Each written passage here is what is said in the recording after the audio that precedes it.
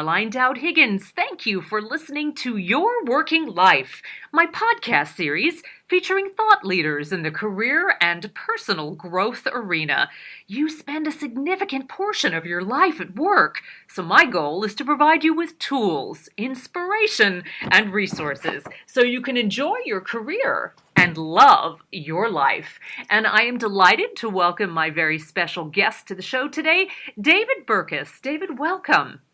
Well, thank you so much for having me. Hey, I'm really excited about our conversation, and I want to tell our listening audience all about you.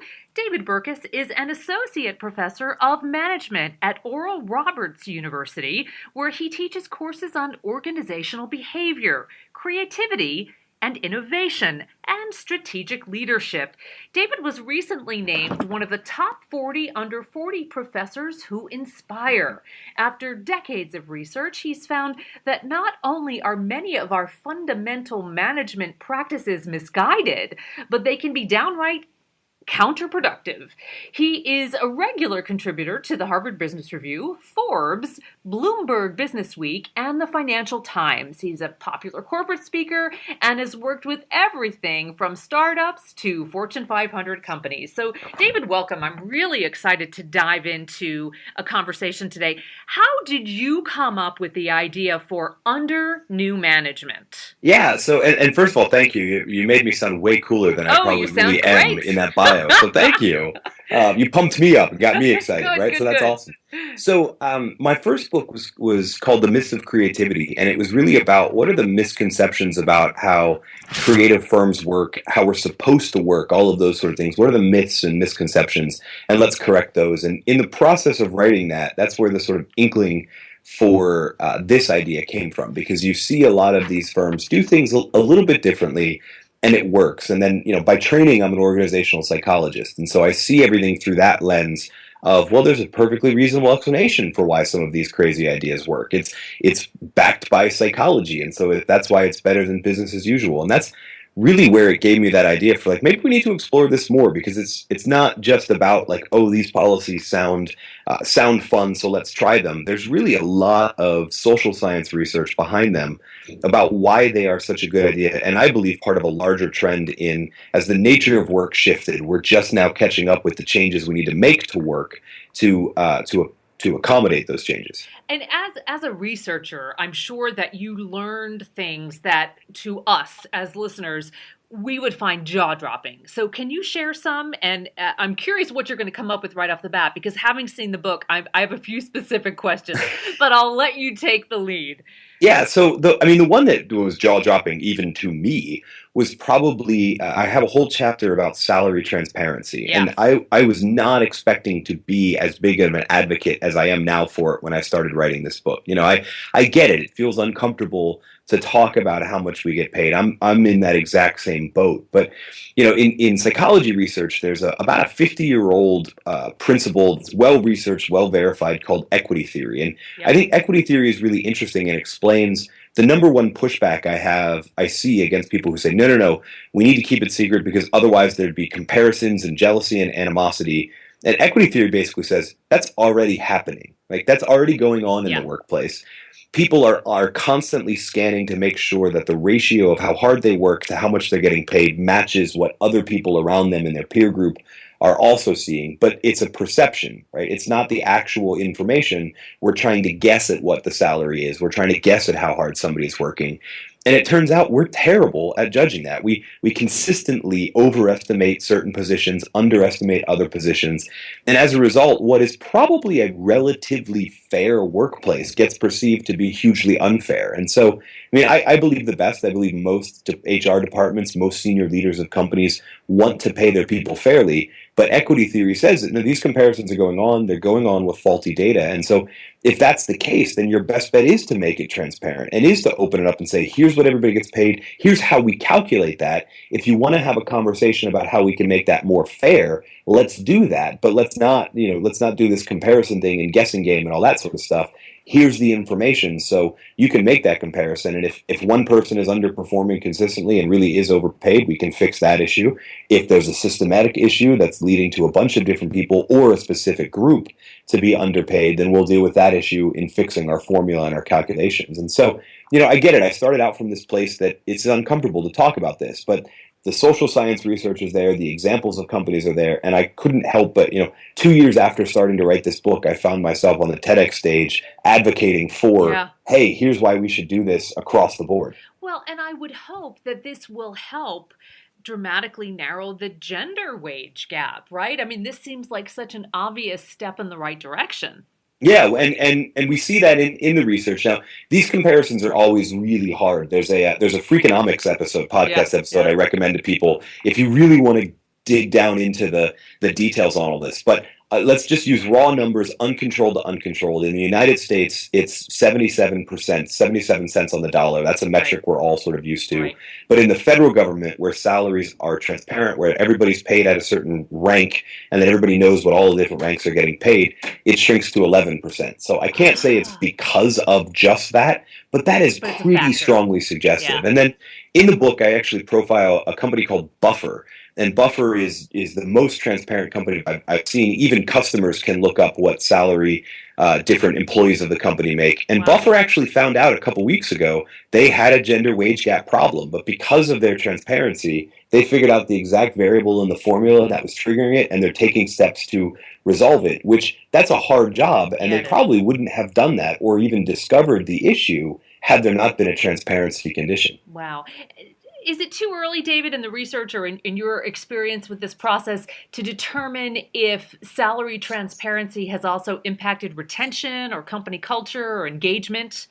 So I don't have a lot of research on that other than what I like to call anecdotal experiential research, which is basically just me talking with companies. I don't have any large-scale data on that. I can tell you that the effects of companies that switch based on what I've seen are hugely positive. There's about a 1 week to 1 month period of time where it's a little bit weird because anybody can look it up and everybody feels a little odd, and then it sort of regresses back to where it was before, but with increases in the sense of fairness and collaboration. The conversations shift from so-and-so is overpaid because you're unfair to, hey, I think I should be paid more. Here's my case based on the formula. And then we can have a productive conversation about everybody getting paid what they, in accordance with what the value that they're bringing to the organization. Got it. So something that made my jaw drop was what you shared in the book about how companies that are banning email are more productive. Bring it on. Yeah, I mean, we love email. We love and hate email. Exactly. I'm with you. I feel when I clear out and get to inbox zero, I feel like I'm hugely productive. Victory. Yep. Although most of the time, all I've done is I've just thrown the ball over the other side of the fence and I'm waiting for it to come back to me. I haven't actually moved it forward on the field. And the thing with it is that we never really had a conversation about what is the best way to use this tool? What is the best way to actually communicate? And we find that conversation finally happening now. Mm-hmm. And it turns out that this era of push notifications where your email is being pushed to your phone and to your inbox every 5 minutes is hugely distracting. So in the office, we're distracted by it. Moreover, the fact that people are working at whatever hours conform to them means people are in essence on 24 hours a day. They're not getting time with their family. They're not getting rest time. And so the smartest companies I'm seeing are at the very minimum putting limits on when you can send email, not when you can compose it, but when the server system will actually send it out to somebody else. And then some are actually saying, you know what, internally, we don't send email. We're going to move to a different system for electronic communication. And for both in the office and out of the office, the results are hugely positive. Interesting. So I read a recent New York Times article about the pencils down concept with the big financial organizations who are at least saying out loud that they don't want their professionals working at night and on the weekends unless there is a very significant deal that's time sensitive. So they're trying to really diminish this concept of the 90-hour work week. Any thoughts on that? Yeah, I mean, so a couple. First, this whole 40-hour work week is actually a test that really hasn't been tested a lot. I think Henry Ford actually invented the idea, and then everybody just decided work should conform to that, right? And what I mean by that is not just that, yeah, we should be fighting hard to get back to 40, but who says it's 40, right? Every task varies and every job varies. And like you said, with the accounting firms and other places, there are seasons where we're busier than others. And what I think is really crazy is this idea that we need to get back to the 40, but 40 is still what it is. If you're in the summer season in a financial firm where it's not as busy as it is, right now in tax season, less than 40 should be appropriate. Really, the buzzword term is a results-only work environment. And I support that idea because I think now in a knowledge work economy, we can hold people to getting the work done in however many hours that takes. But I also think that means even in little things like electronic communication, we need to be sure to protect time that people are saying is not work time. It used to be easy. If you called my office phone when I was at home, no one answered because I'm not in the office. Email is different, and we never really had that conversation about how do we create a barrier like we had with all of these other forms of communication. Yeah, the rules of engagement have changed with technology. Absolutely. So, David, in your book, Under New Management, you also talk about unlimited vacation and how this really unlocks performance on the job. Tell me what you learned about that. Yeah, the interesting thing is this is not actually about vacation days, right? So unlimited vacation, or what's perhaps better called a no vacation policy, although unlimited vacation has a better ring to it. The idea is we're in that results only work environment. We're allowing people to work when it's best for them, holding them accountable to results. So why are we tracking the certain number of days they're taking vacation, right? Some people need more, some people need less. Some people would love the ability to do their work, but do it from a beach house and at the shore or whatever, working a few hours a day, getting the results done, and then being what we would call on vacation, even though they're working, right? And so the current vacation structure, you get X number of days per year and you can roll them over or use them or lose them or whatever a company does. It doesn't send that message that we really are a results-only work environment. And moreover, it doesn't send the message that we trust you to sort of get your work done. If we didn't, then why would we be limiting the number of days that you're taking? So Netflix is the one that most popularized this idea, and they really did it out of trust. The employees pushed back and said, you're not tracking the days we are working. Why don't you trust us on the days we're not working? And senior leadership, to their credit, didn't have a good answer. And so they said, okay, we'll do away with it. And no vacation policy doesn't mean no vacation. And across all companies, we find people take, on average, about as much as they did before. Some companies experience people not taking enough vacations. Other companies experience people taking more than they used to. But on average, it's about the same. To me, the big differentiator is that people are being trusted more, and then they're more likely to respond with trustworthy behavior. And, this shouldn't be a revolutionary concept. When you treat employees like adults, they'll respond by being like adults. I mean, one person might act like an adolescent, but you deal with the one person. Happens. You don't make a policy that says we don't trust anybody because one person took advantage of us. But it's a game changer when you really have that trust and you illustrate that with senior leadership, and then you have, whether it is an actual protocol in place or it's the concept of accountability, it works.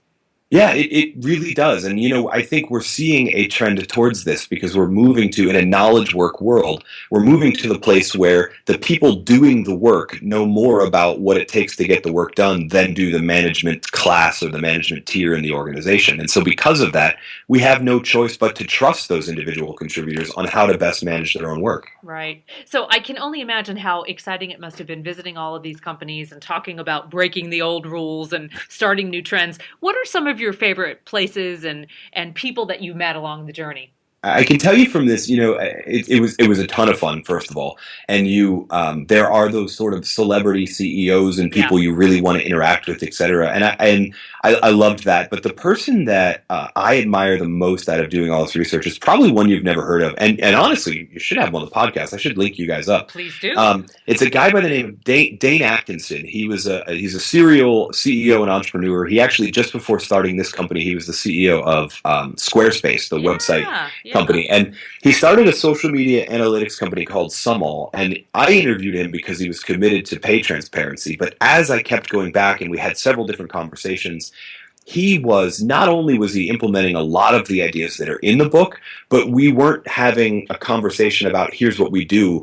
he was asking me just as much as I was asking him. He really had this commitment to wanting to learn and wanting to keep improving his workplace. And he's the one that gave me this quote that I put in the end of the book: great leaders don't innovate the product, they innovate the factory. And I think it's absolutely brilliant that, a company gets started because it's offering an innovative product or service.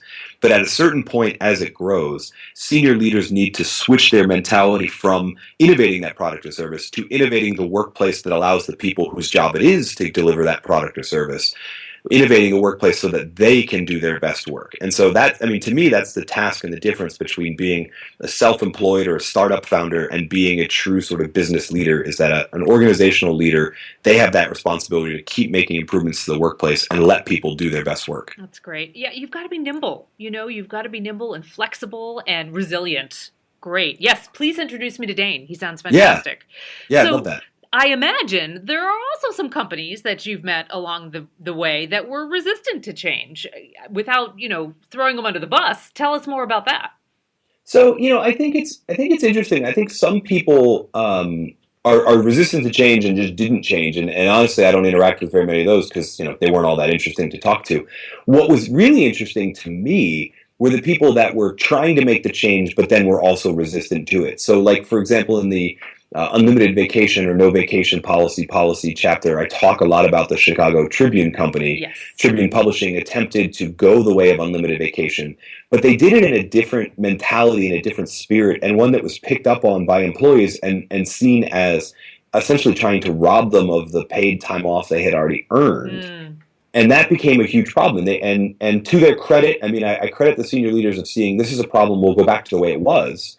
But they probably could have done a better job in rolling it out in a way that bestowed trust. And that's what I think is most interesting. Undergirding all of these different practices is not that you should just do the practice because it's the way the world is going.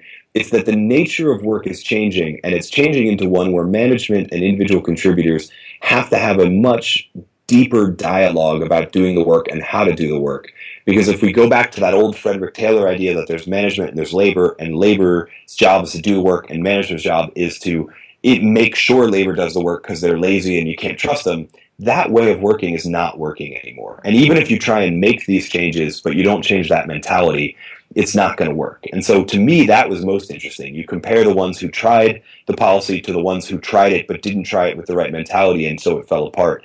That really undergirds. There's 13 different ideas in the book, but there's one big idea, which is that we need to be innovating the factory, and we need to be doing it in a way that's having a dialogue between individual contributors and management.